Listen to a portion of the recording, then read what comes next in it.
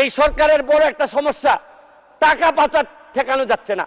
আপনি দুর্নীতি করলে তো অর্থনীতিতে নিয়ে আসা যায়, টাকা পাচার হয়ে গেলে যে দেশে যায় এই দেশের অর্থনীতির বাজেট হয়ে যায়। আরে আমরা বঙ্গবন্ধুর খুনিরে আনতে পারি না, আর টাকা পাচার করে এই টাকা ফেরত আনবো কিভাবে? এইটা একটা বড় সমস্যা। টাকা পাচার করে আমাদের বাজেট সংকুচিত হয়ে যাচ্ছে। মাননীয় স্পিকার, আরেকটা জিনিস, এই সরকারে রাসেল ভাইপার সাপ চলে আসছে। মাননীয় স্পিকার, এই সাপ আসার কারণে সরকারে যখন সাপ আসে প্রকৃতিতে বেজি থাকে, এই বেজি করে কি সাপরে নিয়ন্ত্রণ করে।